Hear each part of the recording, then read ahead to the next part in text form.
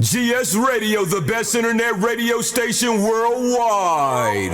Providing the best in music and talk shows. Go to www.gsradionj.com and check out the best internet station in the world. You're listening to GS Radio Internet Radio Station powered by GMG LLC. Log into gyroscopeme.com, the hottest online radio station in the world. GS Radio all day, all night, worldwide. Powered by Gyroscope Media Group LLC.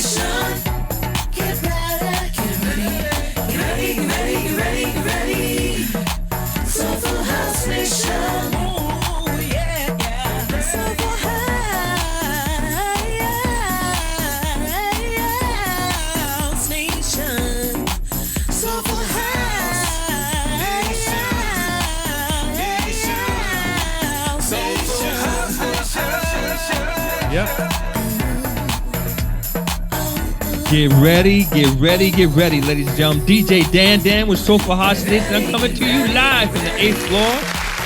Woo! Wow. Ladies and gentlemen, we have a very, very important show today. We always have a good show, but this is not only good, but it's important. And you're going to see why in a little bit. So today we're going to do a quick overview. Last week, as you know, our special guest was Anaya Weathers, and that was a great interview. Go back and check that one out. Then next, what we're going to do is we're going to play the hottest song according to Track Source. Of course, we're going to play a little bit of snippet because Facebook is a nasty little habit of shutting us down and muting us out. We'll play a classic, and then we'll have our special guests are going to be Clayton Knight and Lenny Cathcart. And this is a very, very important show. Again, we're going to talk house music, but we're also too going to talk about a very, very important topic, which is prostate cancer. And we're going to have that conversation. And I just want to say, I'm so grateful that these two gentlemen were willing to come on and have this conversation. And I got to tell you, this is a very, very important conversation, especially in our community. We're at the proper age, so to speak, where this disease is actually looking for us. All right. So listen, let's get started. We're going to play the number one song according to Track Source for the last 2 weeks. It's David Lee, ZR, Omar's called Starlight. As usual, we're going to play a little snippet of it because Facebook is a nasty little habit of shutting us down and muting us out. Chuck, are you ready? Let's go.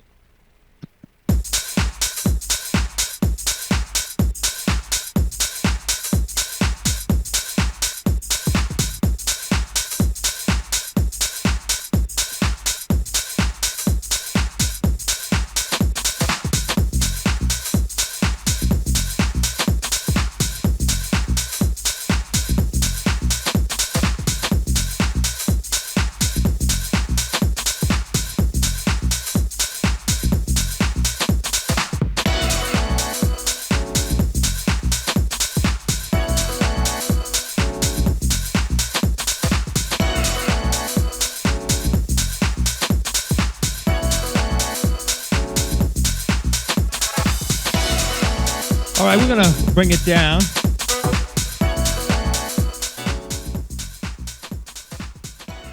We're going to bring it down because, Facebook is this nasty little habit of shutting us down and muting us out. Hey, listen, just to update a few things, we have a few birthdays that we want to just acknowledge some people in the house music community. We have Gary Logan, Big Logan, Then I have a childhood friend, Herman Burrell. We've got, okay. We had some Mocha Davis, Master Hack. Then we have Cassie, one of the Chivettes. Cynthia Tucker just had a birthday. Mr. Pipkin, Todd Pipkin. Todd Pipkin and I are buddies for many, many years. We have my cousin, who's been my cousin my whole life, Gwen McLeod out of South Carolina, or as they say, South Carolina. And then you have Son, who's one of the Soulful House Nation team. You've got Turk, who's got a birthday this week, got a birthday, and then also Andy Lynch. So just want to give them a big, big birthday shout out. Happy birthdays to them. Hey, so we got some new music too. Some new music that we're gonna play today. Gary Logan and David Lala and them, they got this track out. It's called Sunshine, which I pretty much like. I not pretty much. I like it. I got something by Timmy Regisford. It's called Wanali. And then I got a little special track that's not really brand new, but one of our own again mixed this one. This is Against All Odds, and Soulful Messiah did put that one together. So it's going to be like that. Now, a couple of things. There are events coming up. If you do have an event and want us to talk about it, we absolutely want to talk about it. I know on December 3rd, DJ Chillax is having a birthday celebration. That's going to be down in Woodbridge. You're going to see all those different posts regarding that. There's other stuff coming up. December is going to be a pretty hot month. I got to believe that December is going to be big because, we're just starting to get out again like we weren't getting out before. I got to believe New Year's Eve is going to be big, so it's going to be a pretty big thing here. Pretty big thing. So, all right, ladies and gentlemen, let's play our old school track. So, Chuck, you want to hit that old school track? We're going to play a few bars of it, only because, again, Facebook has this nasty, nasty little habit of shutting us down and muting us out. Chuck, will you play a couple bars on it? We're going to dance. We're going to dance and have some fun.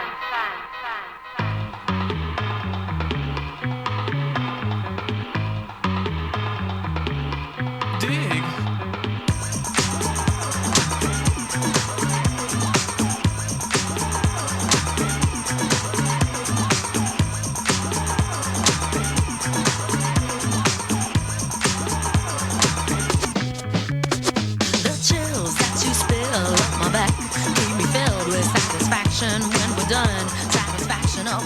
Yes, sir.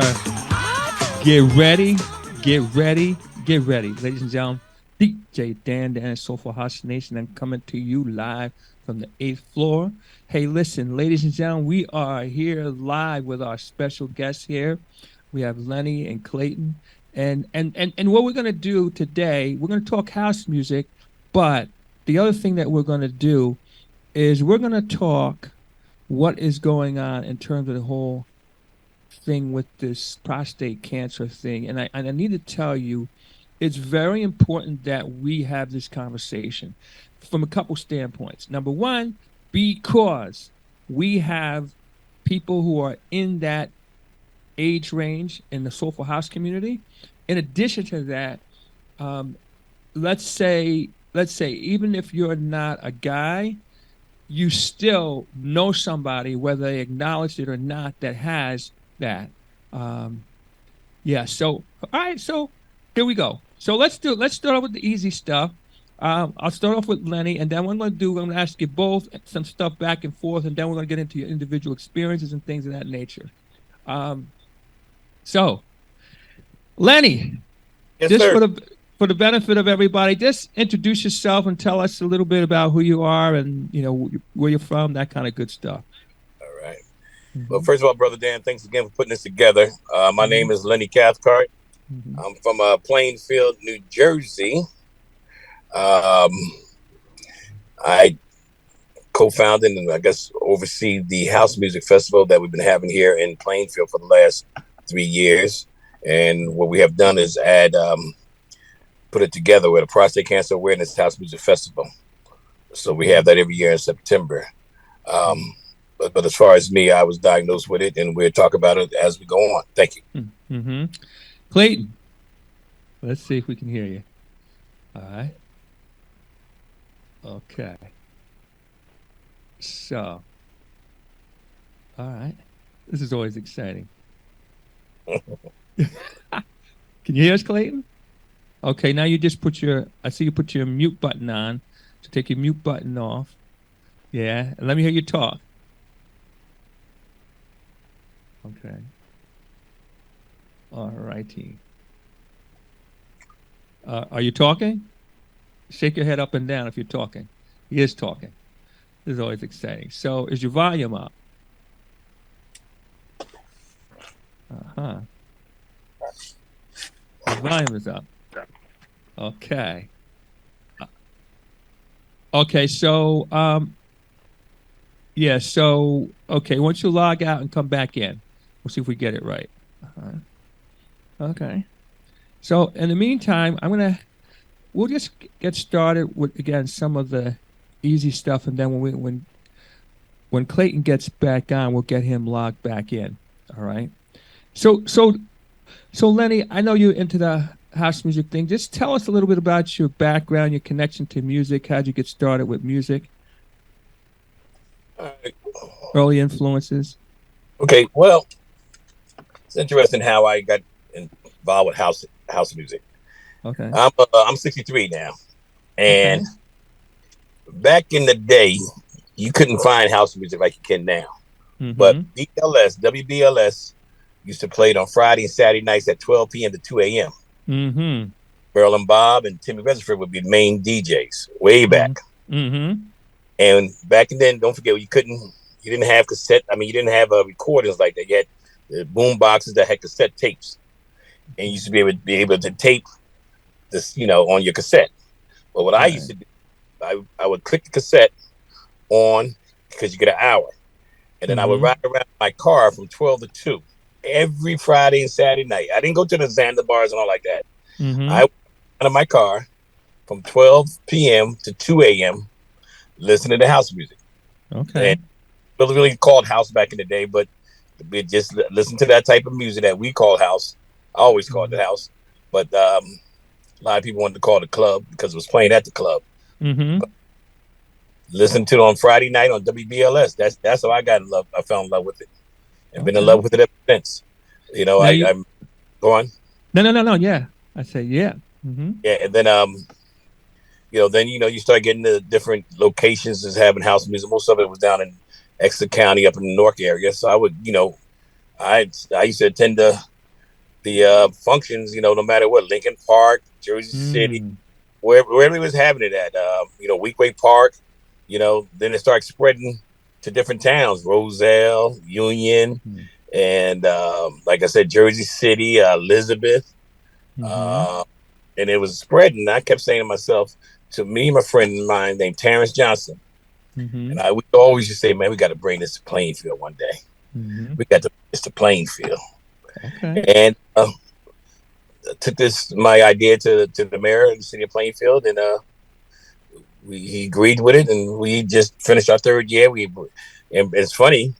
I always knew I wanted to have Timmy Reserford as my DJ from the day I started, and finally got him this year to come to Plainfield. So it's somehow the circle turned around, because like I said, I started listening to him on WBLS on Friday and Saturday night. Well, he was Saturday night, and I always knew if I ever had a concert, I wanted him to be there, and it took me 3 years, but I got him. Okay. Now let me go back a little bit. All right. Before house music, yes. Who were some of your early music influences? Well, I'm not an R&B rap kind of guy. Okay. Never have been. Okay. I'm a Luther Vandross, big fan of Luther. I've been to probably over 10 concerts that Luther Vandross. All right, so I'm a real big Luther Vandross. I had the pleasure of dancing one time with James Brown. So I'm those type of So, those are type of my influence. Of course, Michael Jackson. Mm-hmm. But as far as James Brown, Michael Jackson, and Luther is probably my favorite three that I always listened to growing up. Okay. I never rap never. I mean, I don't push me close to the edge. I'm trying not to lose my head. I know that one. I've never was really a rap kind of person. Loved rap. It's good music, and I'm happy for our people because it took us to another level. But I was never a really big fan of it, and still isn't. Okay. All right. Well, that's the good thing about music, is that there's all kinds of genres that you can kind of you can connect with. I mean, some people like liver, some people like steak. Like I'm not big on liver. Anyway, my mother said, "Oh, but try it. But it's just gonna be good." I said, "Listen, Mom, let me clear this up for you. I don't want your liver. Yeah, I hate liver." Yeah, well, and fine. I hate it too. But to be honest with you, I never even tried it. But I know I like it. I tried it a couple of times. And I said that's not for me. But I get it.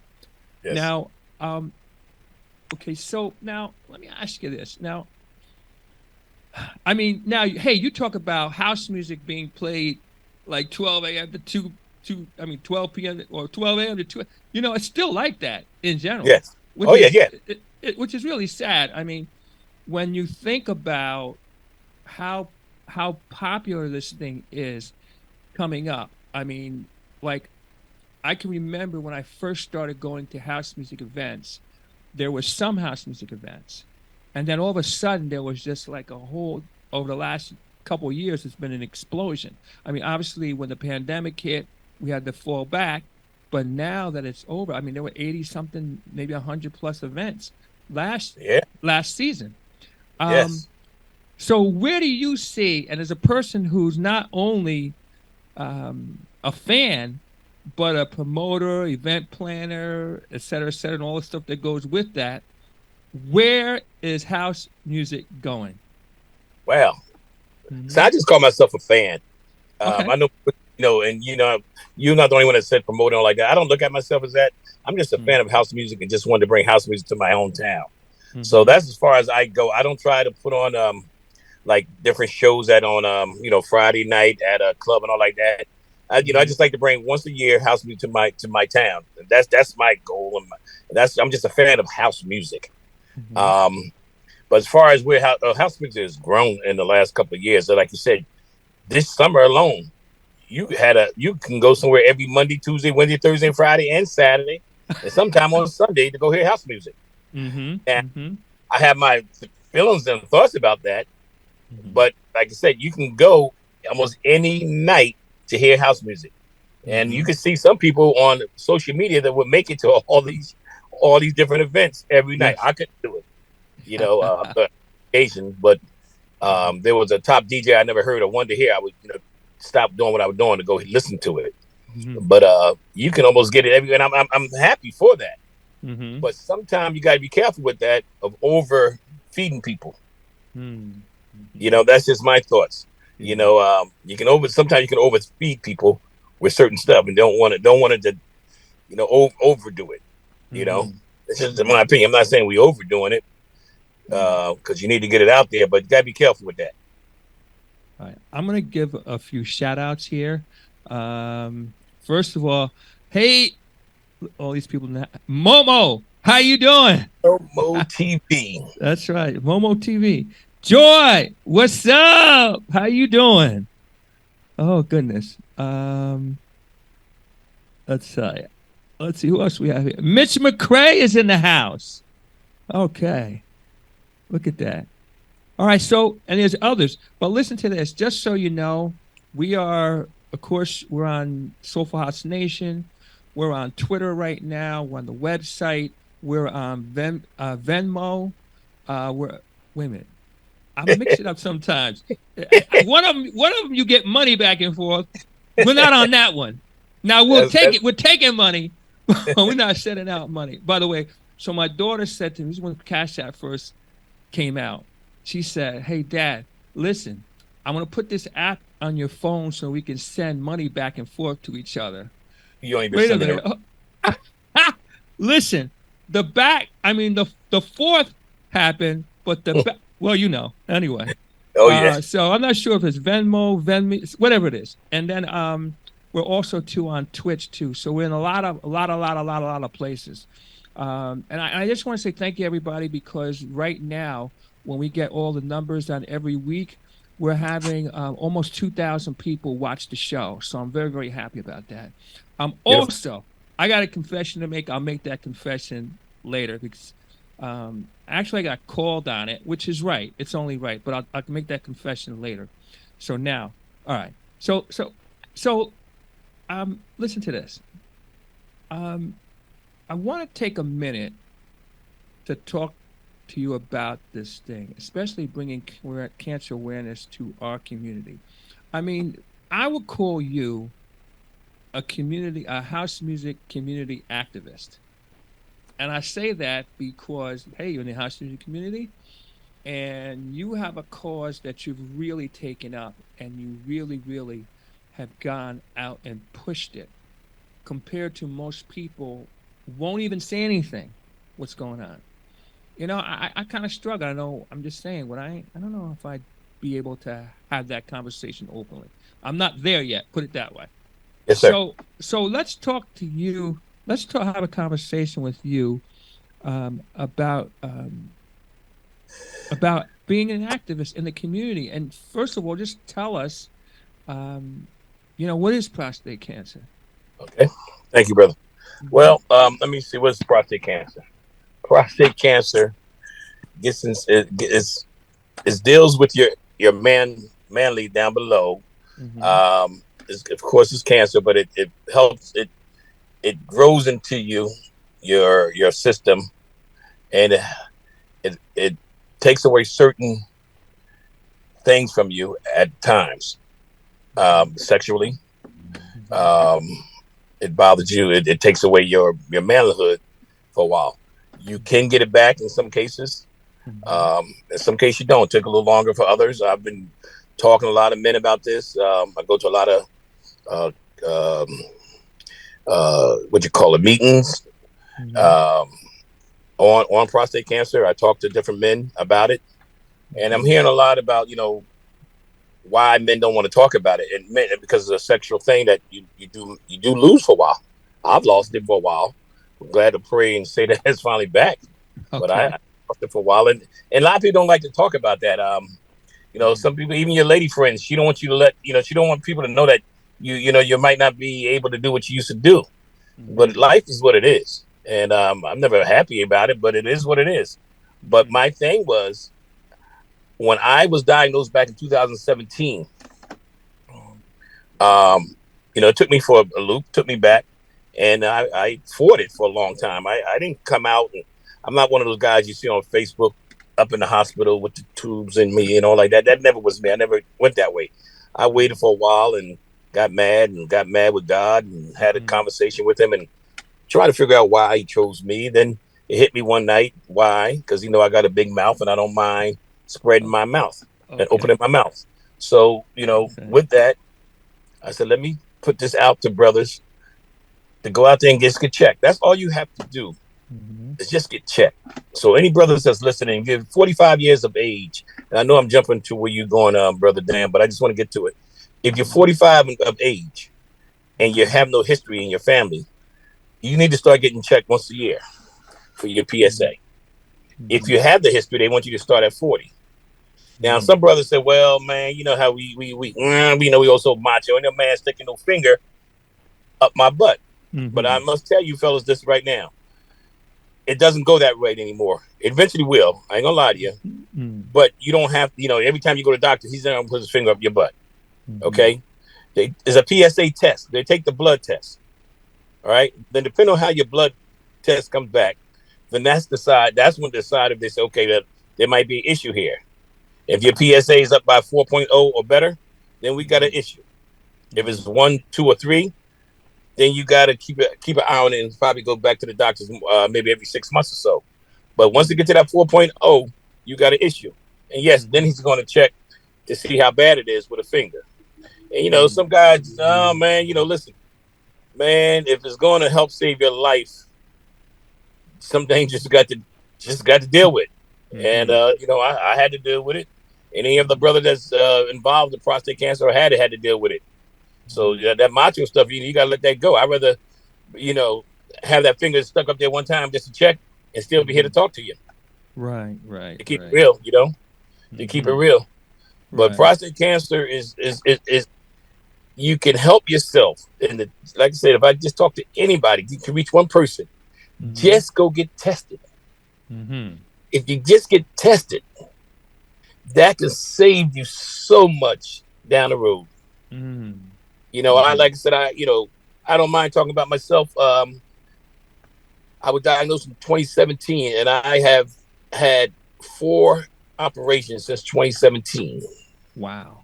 I don't spread it like that. I don't tell too many people, but I have 4 operations. I just had one during the 2022 from side effects. You get a lot of side effects from prostate cancer, and I had to deal with that. But then you're dealing with it emotionally, mentally. Here we go again.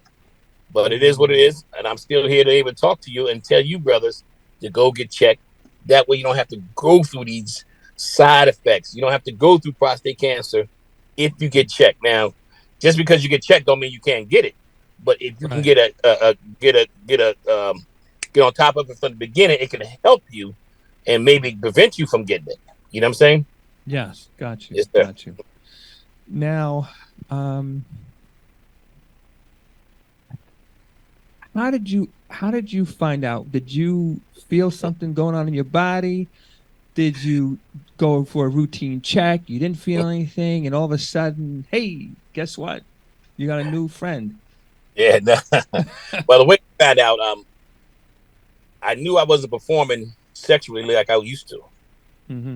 Okay. Just keeping it real. I just wasn't performing like I used to, but I took it as, okay, at that time I was like 59. So I just thought maybe I was a little older. I put weight on and all, so I thought it was all you had to do with my weight and getting older.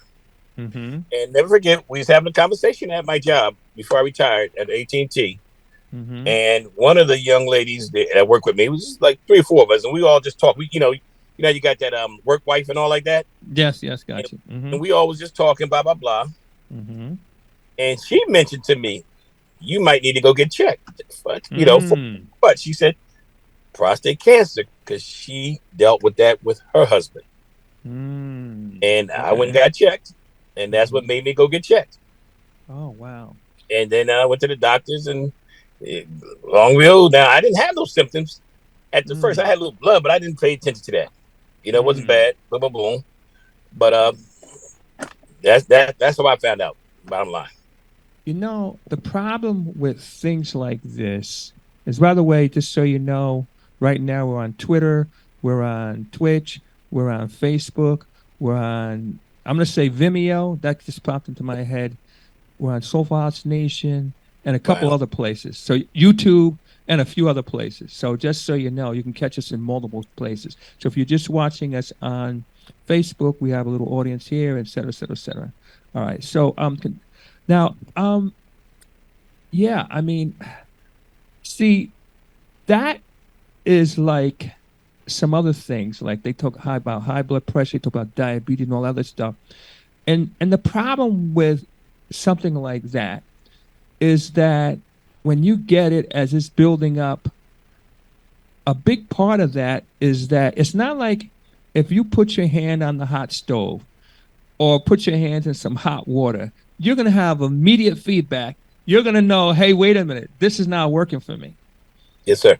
But the problem, and from what I'm hearing and also conversations I've had, is that you don't necessarily know this thing is sneaking up on you. And it's building up little cancer buddies. And many people don't find out until this thing's got them in a headlock, so to speak. Is that correct? Yeah, I agree with you. Yes, sir. That's like I said, that's why I always go back to the bottom line, Brother Dan, is getting checked. Just going to the doctor. Stop saying I don't want to go to the doctor. I won't go to the doctor. Stop saying all that. I mean, we're too old for this mess now to say, oh, I ain't going to no doctor. Just go get checked. It's that simple. And that creep up that you're talking about, You can stop it before it start creeping. Got you. Just like Luther Vandross song, creep, creep, creep, creep. You know, but before it gets to that point, just go get checked, man. Just take the time out once a year. If you're 45 or above, just take one day out, 1 hour to go get checked. And if you can't afford it, you don't have no insurance, come to the House Music Festival in Plainfield in September, and we get it done for you for free. Gotcha. Yeah. You know, again, it's like they call high blood pressure the silent killer. This is a silent killer too. Yeah. Yes. You know, And it's the number one cause of death among black men. Say that again now? Brown men, prostate cancer. Wow. You know what I mean? Wow. Yeah. It's something that we can avoid if we get checked. And we can take that number down if we get checked. You know, and I'm so proud. And, you know, you ever want to pat your back, I'm so proud that I'm doing this, because I've heard a lot of brothers come to me and that's been going to get checked because of me coming out and other brothers coming out and talking about it. You know, Sterling Sharp on radio, TV, you know, the sports guy. He just talks about it. Mike Woods from the news, Channel 5 News, I believe, on the weatherman. He had it. He talks about it. You know what I mean? So people are finally coming out and start talking about it. Yeah, you could be a little embarrassed about it, but hell, it is what it is. You can't control what goes on inside you, but you can damn sure try to prevent it. Yeah. Well, I guess it's better to be a little embarrassed than to be a lot dead, right? Oh, yeah. Yeah. You know, like I say, you know, and, you know, I'm not going to say I accepted this right away. Well, I went to therapy.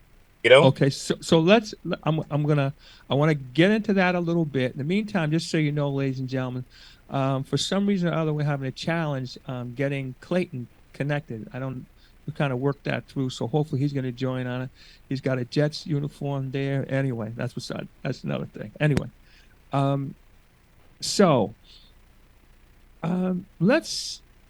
let's talk a little bit about your event, and then I want to get back directly to on the house music thing. Okay. So September. So first of all, you have this idea, you have this vision to do this house music event. Yes, sir. And but then at some point you had to sell the idea, because I mean Plainfield wasn't really known for having this annual event, this annual festival. That's correct.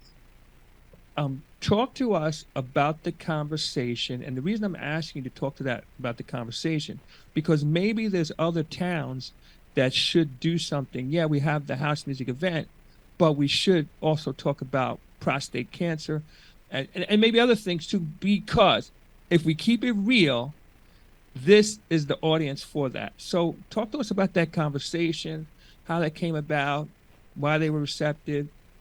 Was the 3 magic words, or, you know, talk to us. Okay. Well, like I said, you know, for years I've been going to different house music festivals and always been in the back of my mind.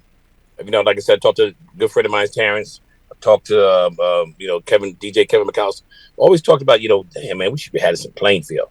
So when I did get prostate cancer and got through it and all mentally and started getting back on my feet, I went to the city of Plainfield mayor, Mr. Mayor Matt, and I asked the mayor if he can help support me in prostate cancer awareness. And our first year, what we did was we didn't have a festival. We have free men can come and get a free test, get tests. And about 80-something men came out. It rained like crazy. It didn't rain all day.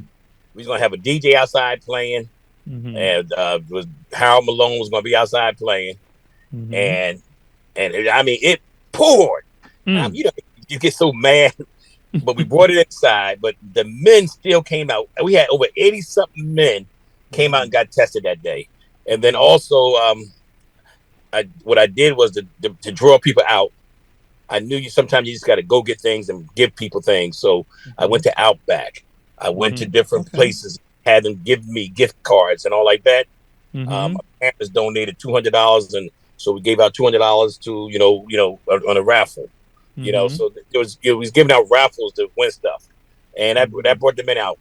So from that, I said, okay, we got to put these two things together. And I went back to the mayor again. Mm-hmm. And said, Mr. Mayor, let's do a house music festival here in Plainfield. Mm-hmm. And a lot of the committee members didn't really know what the house music festival was. And I told them on it. And we gave our first one 3 years ago. And like I said, we just finished our third one. Mm-hmm. Right. Now, you know, it's and again, the reason I asked you that is because, again, this is the perfect audience for the house music thing. Yes. And the fact that you went to the town and the town said, "Hey, look, we recognize we have this part of our population that is really affected by it," and the fact that they said yes, I just got to give kudos to the town for saying yes, and especially people who, I mean, maybe people don't even know what house music is. Oh yeah, a lot of them didn't. Like the committee that he put together for me, for to start meeting. Some of the committee members, you know, they heard of it. One or two of them didn't know about it right away, but some of them never really heard about it or knew about it. And so, you know, it was my job to convince them and explain to them what it was. And having a relationship with the mayor already in the city helped a whole lot. Being involved in my city over 30 years, I ran youth programs and did a lot of things in the city of Plainfield. That helped a lot too. The mayor kind of knew that I would be able to make this happen, you know.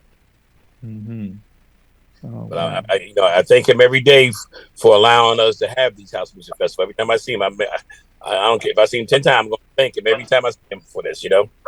Right. Well, again, it really, really is important because, again, this is the exact target audience. Right. Hey, like I don't mean to cut you off, brother, but like you said, house music is an older crowd. You know, 40, 50, 60 years old, and you know, you see 30s in there. Now you're still seeing some younger people, which is a wonderful thing. But this age group of house that should be targeted for prostate cancer awareness and getting tested. You know? Yeah. So we definitely got the right crowd. That's fantastic. So, all right. Now, hey Lenny, can you hear me? Yes, hey, sir. Is that who I think it is? Can y'all hear me now? Yes. Yes, Yes. I can hear you. Oh, fantastic. So, yeah. Okay. So we want to do. I just want to catch you up. I just want to go through the few questions and stuff like that. I've heard everything that he said. I know, but we got to get your perspective. All right. Okay. Okay. So here's what I just want to pick up. What I want to pick it up though is here. You're a DJ.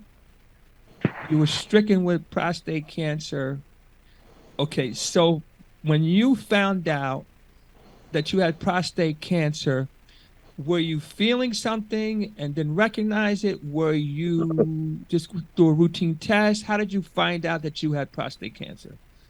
Well, first let me just say props to Lenny Cathcart for an amazing job that he's done to continue to bring the awareness to prostate cancer in Black men and in all men in general.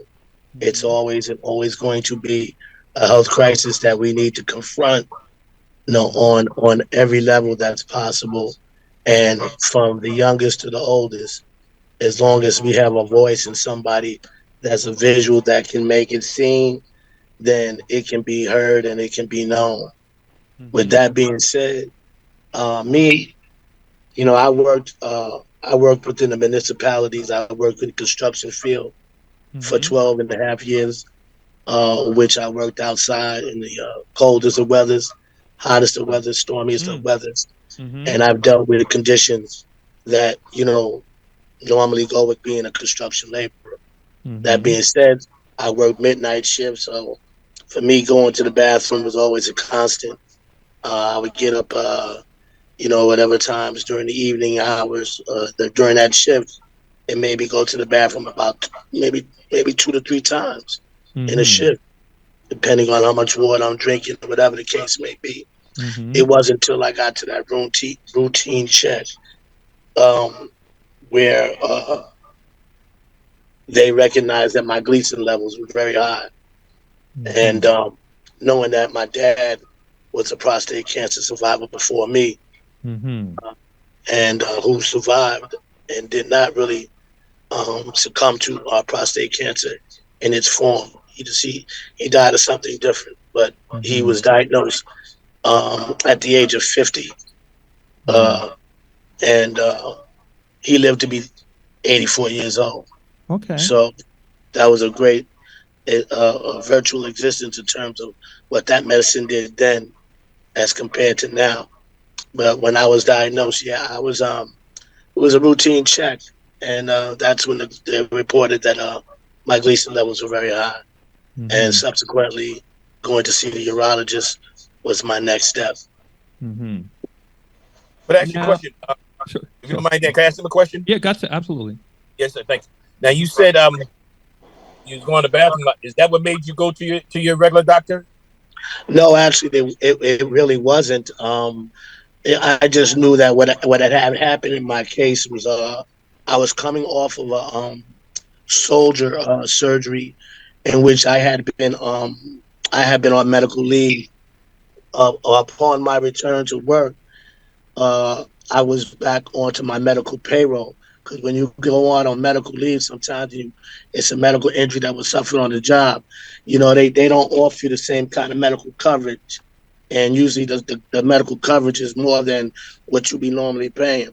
Most guys normally try to wait it out in terms of not having to go see a doctor within that period of time while they're out sick, and upon when they get reinstated, they go right to the doctors, and that's exactly what I did, and that's how I found out. All right, thank you. Again, it's so important. Again, I just want to reiterate that. Share this. These are people in the house music community. These are people who are prominent in the house community. And prostate cancer is on the lookout for people in this age range and in this community. So if let's say, for example, if you're a lady and you're not subject to prostate cancer, you may not be directly, but I know, whether you know it or not, whether it's been made an announcement to you that they've got it, you know somebody that has prostate cancer, or maybe in the beginning stages of it, is not recognizes the symptoms, and you need to have the conversation with them to at least get checked out. I mean, early detection is key. I'm going to ask you another question. This time I want to go, we're just about caught up with Clayton here. At some point when you were diagnosed, you mentioned that you had the signs where you were going to the bathroom a lot. And I guess you just took that for granted, is what I'm guessing. That Absolutely. Drink more water. Yeah. Now, tell both of you, I want you to talk to us, because there's different ways to test, I understand. Talk to us about the tests that you guys took to be here. So let's start with Clayton, then we'll come back to Lenny to see, when they said, okay, you got it, what kind of test did they take? Obviously PSA, but what did they do? Well, going to get the test done, where they go up into your behind, and they go in to check the prostate itself. But what happened was, once the initial prostate test was done, and they saw that the levels, prostate PSA levels were up, and then the Gleason levels was up high as well. The test that they did was a test where they stick something all the way up your butthole, and then it's like a little gun that it has something at the end of it, and it goes all the way up to it gets to the scrotum, and then it snips it. And it takes a sample of that, brings it out. It takes a sample of that, and once they get that reading, once it comes back, once I got that back, they told me specifically where the cancer was and to what level it was. So in my case, it was in the right lower quadrant of my prostate, and it was at stage 3 at that time. Wow. Wow. And this was in 2018. Okay. Lenny, how about you? Just about the same thing. Okay. They went in, took a little snip I out. might be saying it wrong, so. And they took, like I said, took a little snip and came back and said, "Hey, this is where it's at." Then the next thing was, okay, how do you want to attack it? Was the next question after that. Right. And my numbers, like I said, he was in stage 3. So if brother said his name is in stage 3, I mean his numbers were high. All right. And it really depends on your numbers of how you attack, how you can attack it. And your numbers are high, just like I said, my way of attacking it was different than some others. I said, take mine the hell out. Take my lymph nodes out. I had them take my lymph nodes out before it wouldn't go into my lymph nodes. So when I had my surgery, I had them take those out also before it wouldn't go into it. But oh my God, here you go, Lenny. Here you go out. But here you go. Like I said, I think I said this on our show before. I never got down to where cancer was out of my body completely. So I've been going every 3 to 6 months getting checked to make sure my numbers don't go up higher. I really should have been at 0 after my prostate cancer awareness. After my surgery, but my numbers never got to 0. My numbers stayed at 0.82, 0.50, Correct. And it should be. But they always said if we got to 1.00 as a survivor, then we got trouble. So that's why I got to go every 3 to 6 months now. Right. Lenny, let me ask you this, Lenny. Yes, sir. When they took the lymph nodes out, what did that do to you physically? Well, I'm afraid to ask because they gave me that choice, and it was more from a manhood perspective that I chose not to. Right. Well, I because my like I said, because of my numbers just so damn high and out of whack. Yes. I just from what my doctor was telling me, there's a good chance that the prostate can go into your lymph nodes. And yes, that's what he said. You know what? Take it out. If I had to make that decision again, I don't know if I would have did it. I really don't know. I don't even know if I would have. Sometimes I even wonder if I would have had the surgery at all. I might have just went to chemo and radiation first and see how that would have happened. That's what I did. Yeah, just like I said, you did what some people do, but I just because I had an infection about in 2014 and prostate infection and with no cancer there, so that should have been my warning to keep testing. But I didn't heed the call like I should have. So I knew that it was in me. It was going to be in me for a while. So let's get rid of it. So I don't know. If I had to do it again, I might have did it different. I don't know. Let me give a few shout outs here. Shonda T. CJ is in the house. Shonda, thanks for the birthday wishes. By the way, just so anybody who doesn't know, today is my birthday. And I know some people are concerned that they, won't see me for my birthday and everything. Happy birthday, dog. Well, thank you. But I just want to let you know you can rest assured and relax because I'll be taking late gifts. So don't worry about it, okay? I don't want anybody to lose any sleep tonight, you see? Anyway, no, but thank you all. What's 2 things I would say to you. If you think people don't care about you, number 1, be on Facebook and you will find out so many people come out of the blue to wish you happy birthday. Don't even have to know you. Don't even have to know too much about you. Yes. But if they just offer that like or that heart or that special, that says a lot more than not saying anything at all. Right. The other people, if you think nobody cares about you, try missing a few payments. You'll find out people will anyway. All right. Anyway. Sharonda, what's up? She says apply for charity care. Again, it's so important. What's up, Cuzzo? DJ Rick. It's just so important because this is the absolute audience that is doing this. And both of you have done events regarding this. I want to ask my Next question. And I kind of asked it, but guys jump in. What was your first reaction when you said to your family or your friends, whatever, hey, guess what? I got this thing going on. I ask you that question because somebody we know is either in the process, got it going on, maybe, but you gotta have to tell somebody. What was the reaction? Well, I'll say this. No, go ahead, Len. Go ahead, Len. I spoke a lot. You just got on Yeah. it. Go on. You think. Well, no, but no, all I have to do is that, when the man told me that, of course you got, what did he just say to me? Because the way you feel, unless you like cannot really walk, or it's so bad that that there's something wrong with you, and that that maybe, this is why. But if you're not really feeling like you have this particular circumstance going on, and then they tell you that, and then you have to listen to why he's saying this. You have to listen to every logistical reason why he figures that you have what it is that he's diagnosed you as having. Once all that's set in, and you walk out that man's office, it's then that you start to go, well, how do I, what do? And then, the first thing I know, I always try to be honest with my daughter. So my daughter's my first. I only have one child, and that's my child.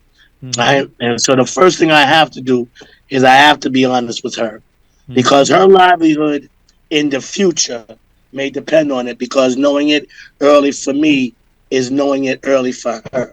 For no matter what the trait is, it can carry both male, female to some sense when it comes to cancer.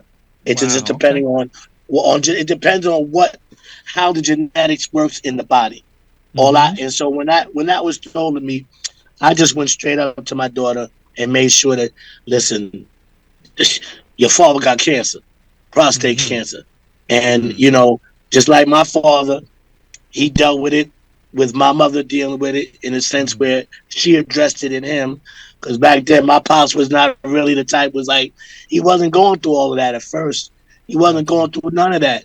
It wasn't for my mother to initialize and say, listen, George, I'm taking you, bang, bang. We're going to the doctor. Right. She forced him. So in that regard, it was a no-brainer. In my sense, I had to tell my daughter she needed to know, and she knew. Once that was done, telling my girl was much easier, because she was right there, so she knew. She knew that there was something going on, and being that I went to the doctor, she knew that I was doing the right thing. Gotcha. How about you, Lenny? Well, when I went and I got the first word, my wife, my oldest son, and daughters with me. They went with me because we kind of knew, you kind of had a feeling what was going on, and you kind of knew what the results were going to be when it came back. Gotcha. So my wife and my oldest son and oldest daughter was with me. And when Dr. Mass told us, I was like, wow, damn, I got to be honest now. I took it very hard. Okay. I was, a very outgoing person all my life. One of those guys that always want to be seen, always want to be heard out there in front. That's just always been me. Love me, like me, hate me, whatever. That's always been me. And I went to a deep hole, a black hole. Wow. Come out the house, I didn't have a room. I had to go get therapy. Wow. With the group therapy, and that helped me so much. And then I start, letting it out that I had prostate cancer. Word was getting around town that I had it. So I said, okay, let me just put it out too. And I just came out to my friends and told everybody, I got it. Then I started going back to the high school games, because I always in Plainfield, I sit in the same seat for over 30 years. Everybody knew my seat at the high school basketball game, so I started going back to the game. And it was rough when I heard it, and even to this day, it took something away from me. I always was a dancer, always liked to dance. Now when I go to house festival, I usually just sit in a chair and just listen. It took a lot from me. The cancer, you know. And like I said, the side effects that I have kind of, you know, keeps that, you know, I can't move as much as I like to. You may ask why. I have, oh my God, Dan, I can't believe this. Yeah, but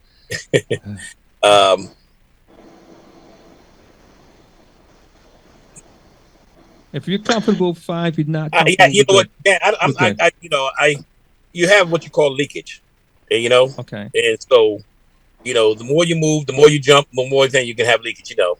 So I gotta be real careful of how I move and when I move. You know what I mean? And all like that. So there's side effects here, you know, and that, you know, a lot of people don't want to talk about after the cancer, after the surgery. Absolutely. You know what I mean? You know, wearing the catheter. You know, everybody know what a catheter is? You know, That's you right. have to wear, yeah, you know, you got to wear that for a while. You got to, you know, for a while, you got to go with the pen. You know, you got to put Yes, on sir. you know what I mean? Sometimes I still depend on, you know, I might have to depend on it and put it on, but depending on where I'm going, you know. So it just ain't, you know, getting tested, having a surgeon, you good. Right. Gotcha. Yeah, man. So, Man, you get me out of my shell, man. Well, I don't like. you're a brave. Listen, Lenny, you're a brave man. Number one, for being able to acknowledge it. That's within yourself. Number two, for what you just did, and see, yeah, cats will you know, they want to look good, right? Everybody wants to look good. They want to smell good. They want to know what that masculine feeling feels like. But the minute you have to succumb yourself to knowing what it doesn't, in the sense where you have to protect yourself from that, from being vulnerable, it's a real down to earth feeling. So, you know, pat yourself on the back, brother. Yeah, I mean that, yeah. So, but here's my next question: what made you decide? Okay, so fine, people know about it, and you know, you had to tell your close friends, family, you know, certain people in your sphere of influence. But what made you guys say, "Hey, listen, I'm going to do public events. I'm going to bring this thing beyond the point of where I'm just sharing with close friends, families, whatever, and go public with it, down down to putting an event." What was that about? I'll take this one first. Okay. It's real simple for me. I gave events in my town for years, so this was real easy for me. Okay. Once I accepted what I had and wanted to help people, so that's always been my makeup of helping and giving. So that was the easy part. But I had to accept it first that I had it, and I'm willing to talk about it. You know what I mean? So that was real easy for me. Well, let me just say that's giving is the key. The key. I come from parents that gave, so I know what it was to give, right? And so I coached youth football 20 years ago, right? And I used to coach and see what these kids would look like when they did something good on the field and when they played in the game and they had fun. If I could help them in learning a skill, I was given. So that meant that I was going to get it back. One way or another, not that I'm looking for it, but I knew I was going to get the joy would come from when they get in the game, they do well, they come back, they give you a coach, they give you a hug. Oh, I did. I saw you. I'm happy for you. Joy. So when it comes to giving events, now knowing that, okay, well, if I hadn't paid attention to what my body was saying, if I hadn't gone to the doctor, paid attention, then who's to say that I would have been able to give anything back? Because more than likely, if you don't take real control to the warning signs, it'll end up taking control of you. And so I just felt that by knowing people know me, they see what happens to people in this world on a regular. It just when it happens to you, when it becomes more specific. And so then that's the reason why, you know, you say, well, let me see if I can help somebody else. If I can, then that means that that's saving somebody from having to go through ordeals where they don't necessarily have to go through. I didn't know what I was getting into when that man told me I'm going to have radiation, Mm-hmm. chemotherapy, hormone Mm. therapy.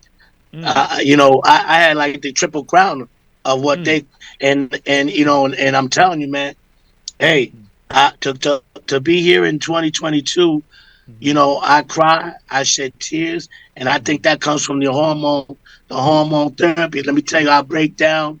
It don't matter where, how, who, or why. I'm gonna get sensitive. I'm gonna cry, right? Mm. And it's all because I know that God is allowing me to understand things from a whole different perspective. And Mm. so, I don't feel shameful. All I know is that I'm here to embrace it, enjoy it, and try to help somebody else Mm-hmm. any way I can. As a matter of fact, there's one real quick. I'm in Staples the other day, and Mm-hmm. here it is. I see a good friend of mine, Eric. Eric is into the healthcare field, but Mm-hmm. I didn't Right. see Eric until the last minute. Mm-hmm. And when I seen Eric, I was like, "Hey, Eric, what's going on? How you doing?" Huh? Start talking. He Mm-hmm. said, "Oh, you look good." I said, "Yeah, Eric. Well, I'm a prostate cancer survivor." And Mm. his face went real blank Mm. because he was Wow. just diagnosed, Wow. and he just turned 55, 56 years old. So I'm Mm. 60 now. I'll be 61 in 2 months. So he Mm-hmm. says to me, "What do I do? There you What go. do I?" And Mm-hmm. so, we already had that conversation. Right. So that's the key. That's the key, y'all. Okay. So both of you mentioned, but give me some of the warning signs that, hey, wait a minute. Well, sir, first of all, when I hit a certain age range, and certainly when I have family members that experience it, I'm minding my own business. What should I be paying attention? What should I see? Or what will I see? Or some of the signs that, hey, wait a minute, you got something going on here. Again, Uh, for me, one. yeah. Well, for me, I just say, like I said, while working, it's Mm-hmm. hard. Unless you know that you're going to your doctor on a regular, where through your regular visits that your doctor's going to be able to pinpoint, say, oh, so and so and so, do your blood work. That would be a more heads up approach. But if Mm-hmm. you don't go on a Right. regular, it's Right. fine. It's really the fine line. You Mm. know, I couldn't honestly tell through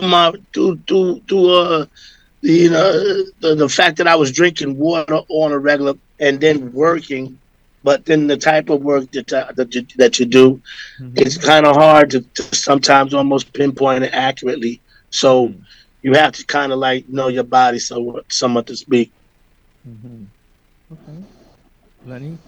Yeah. For me, like I said, I mentioned it earlier, it was more on the sexual tip.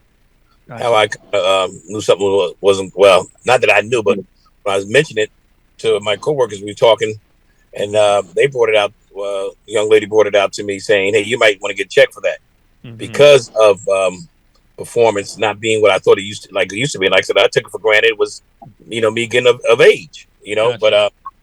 and then, like I said, there was other little warning signs.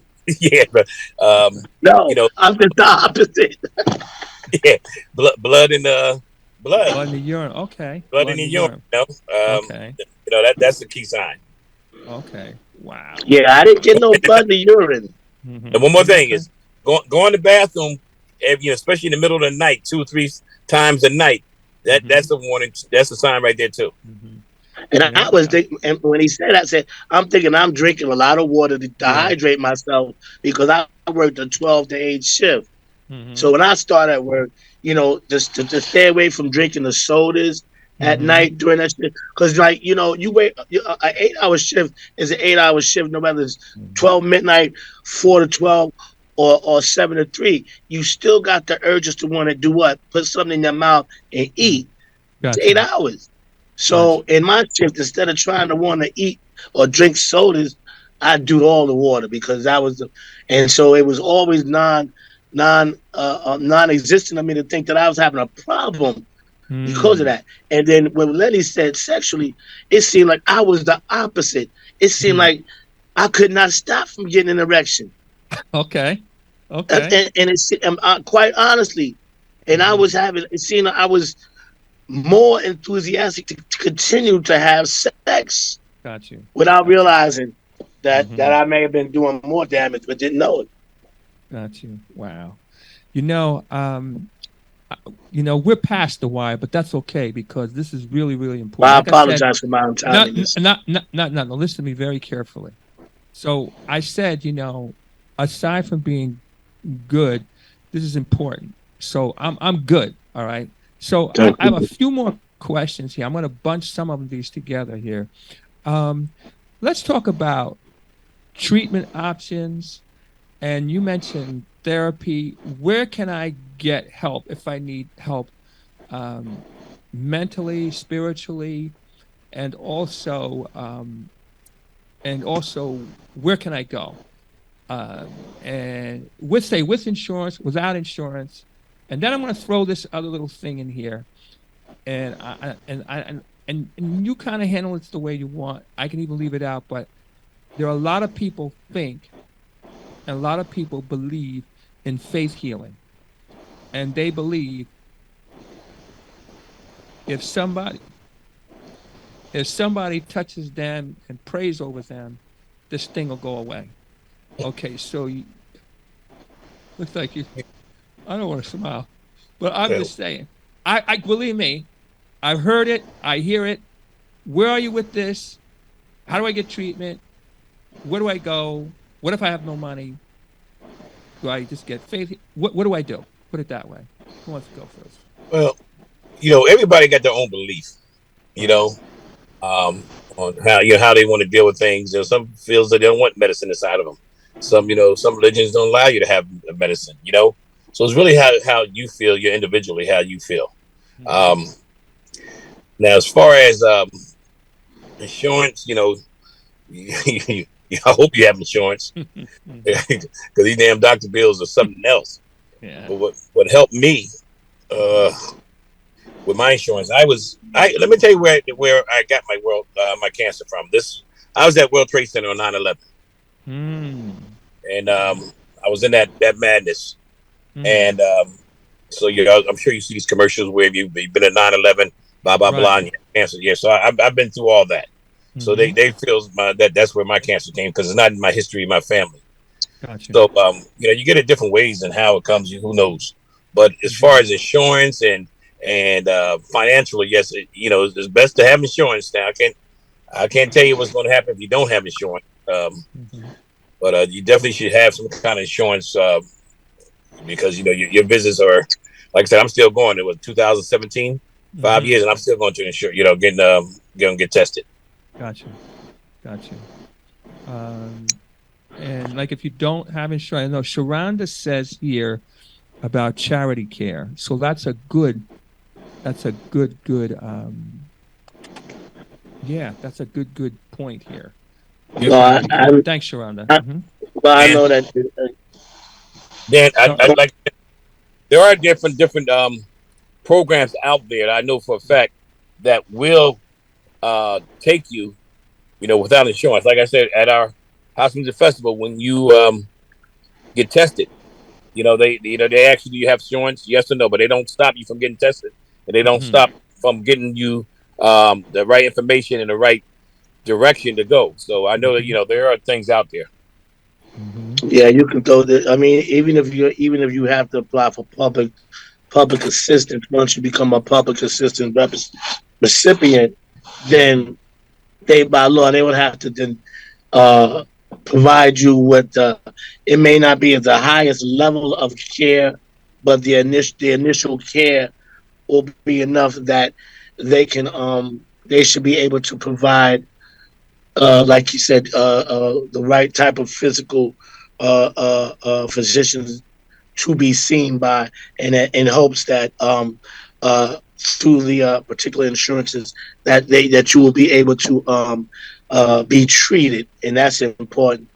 And I Mm-hmm. know that uh, uh, places like Sloan Kettering, Okay. uh, well known, NYU, um, you know, I personally I went through a referral of a gentleman who was located in Manhattan by the name of Gil Lieberman, Gotcha. and he has an office, and he did radiology on me, where they put proton seeds in me, and along with the other treatments and forms that I've had, it's kept me to where, like you said, when Lenny had reached on it earlier, you want your levels to be at zero, but subsequently over the years, that can change, and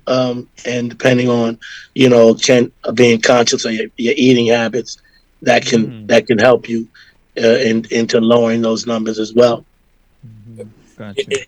And just like you said, the eating habits. I remember my doctor, my surgery was supposed to take 3.5 hours. From the time that he told me that I had cancer, and when we was gonna do surgery, I put on like another 20 some pounds, and my surgery ended up being like Nervous. 6 hours because my doctor was so mad at me for putting on so much weight. You were nervous, dog, and I'll Yeah, tell you, I did the same. I yep, did the same thing, man. I was and I, nervous. yep. And one more thing, Dan, we was talking about. Just goes to show you the different type of treatment you was asking about earlier. You got two different men on here who never met each other until last year. Brother went with the seeds. I went the opposite. I took the removal. You see, so it's really how you decide how you want to handle it and deal with it. But I'm glad. I'm just glad that Lenny came out, and Lenny is on the winning end of what he decided. You know what I'm saying? Don't matter Same here, brother. how we do it, but just as long as we stay on the winning end, Yes, sir. matters the most. Yes, sir. Same here, brother. I asked the question about faith healing. So Mitch says this. He said, "I believe." Okay. Yeah, I I believe in want to answer faith that healing real too, quick. but God gives you wisdom to do things. Not going to the doctor isn't walking in wisdom. Where are you? Can I faith heal this kind of thing away, Clayton, or do I need to get medical treatment? Where are you on that? I'm Well, not trying. I I'm not trying. know. I'm not. No. I'm not down. I'm not knocking anyone's belief. Period. Point blank. Right.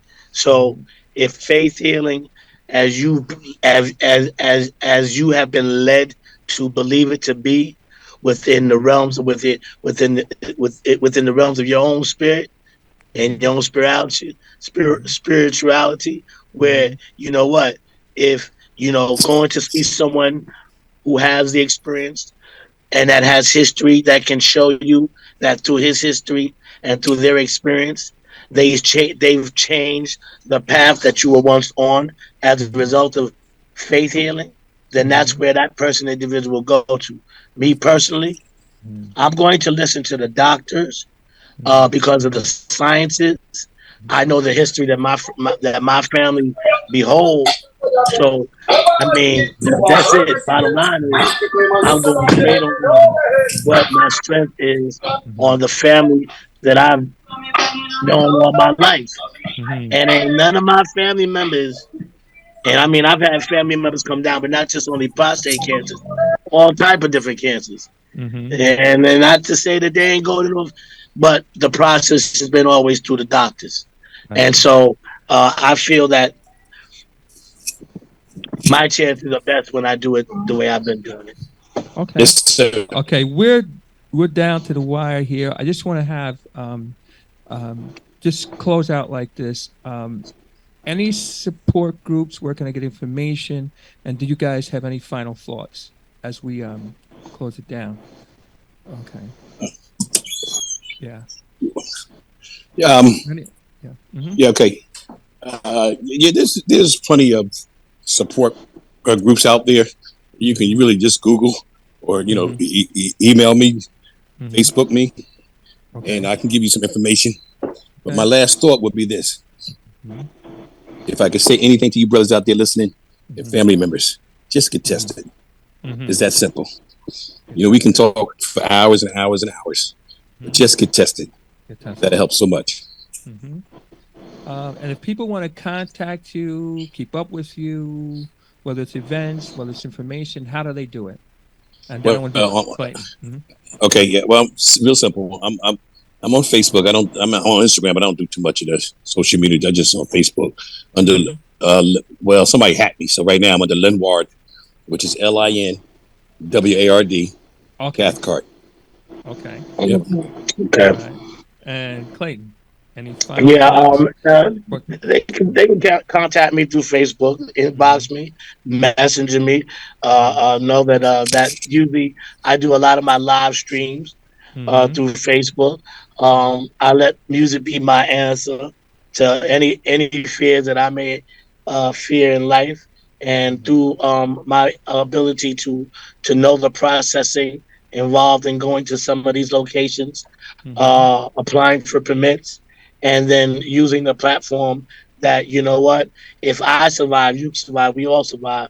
That, you know, prostate cancer can be survivable if, like Lenny said, it starts with the testing. You don't know nothing and won't know nothing unless you get tested. So that's the key point, and he's 100% right. So I hope to see you guys during the summer next year when we kick off 2023.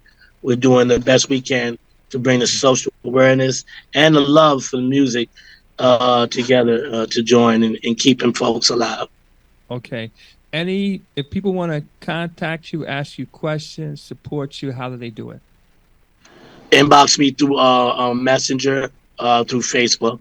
And if they need, if we need to exchange numbers, then we can do it that way, where we can exchange numbers, or we can hopefully eventually meet face to face and be more hands on in our abilities to communicate. Hey, I want to give a big shout out to my man Sultan Michael Burwell for his all black affair last weekend.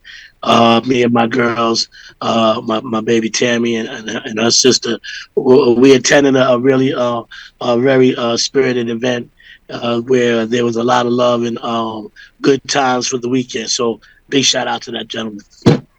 So let me just tell you that I had such a great time last week. It was incredible. In addition to that, there's hundreds and hundreds of pictures up, but we got video coming too. Big shout out to Sultan, SMB Entertainment Group. I had a great time, and also the team and SOULFUL House Nation, which we're in the marketing and my team that came out, the Shy Bets and all that. So we had a great time. And I can't wait till next summer to check out Lenny's Plainfield joint. I had a ball out there too. I cannot not tell him. I mean, I took my daughter and my grandchild. I didn't know how far Plainfield was actually from the Bronx. But once you get halfway out, ain't no turning back in my book. So we made it all the way out there. Had a great time. So it was a good time, and can't wait till next year, dog. Great.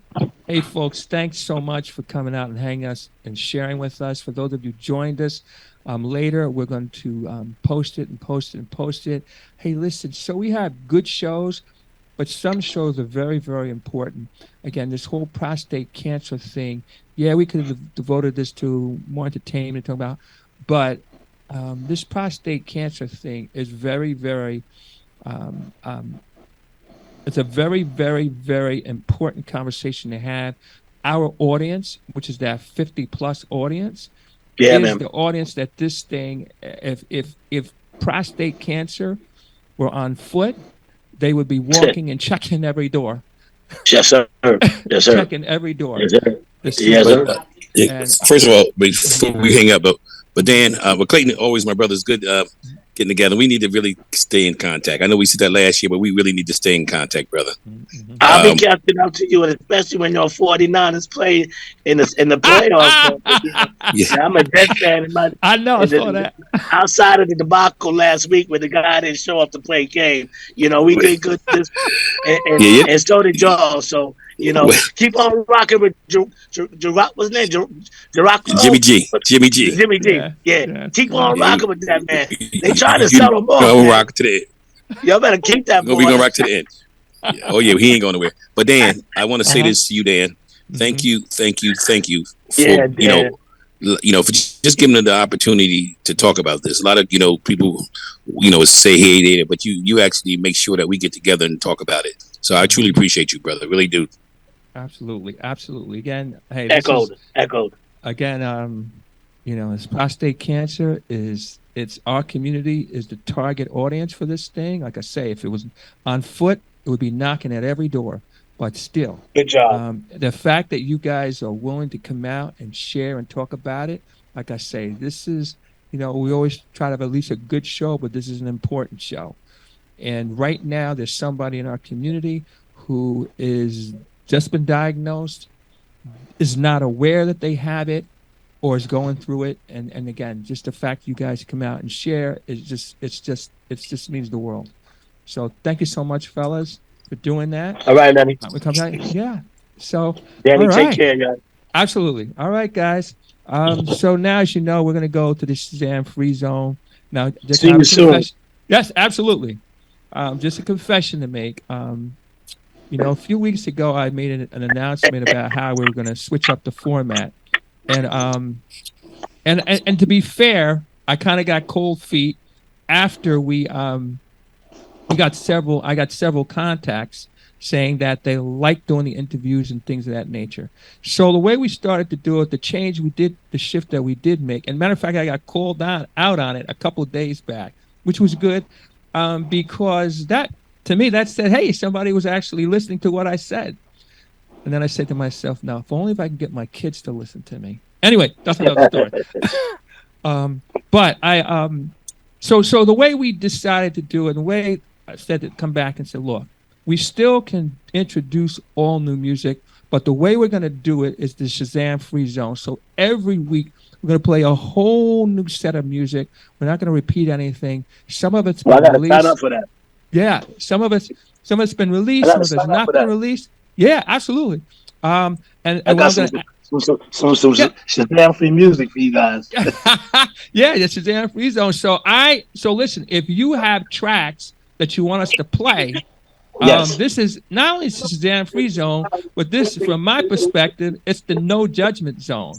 And that's even better. yeah. So listen, people are gonna like it. They'll throw up hearts or whatever, or they'll whatever, and that's here. So we have a new track we're gonna play today. We're gonna start it off, and this track is from actually somebody local. Duran Dip. It's Odyssey's Groove. We're gonna start it off, assuming everything is working. I got to tell you, over the last couple of days, I've had some challenges back and forth. Oh my goodness! I mean, down to goodness. So I'm pressing this button on the basis this thing is going to work here. All right, so here we go. We're gonna lead off with this song from Duran Dip. It's called Odyssey Dip's Groove Mix, and it's LaFunkin' is on it. So here we go. Gotcha. Here we go. And we're going to go right through and just play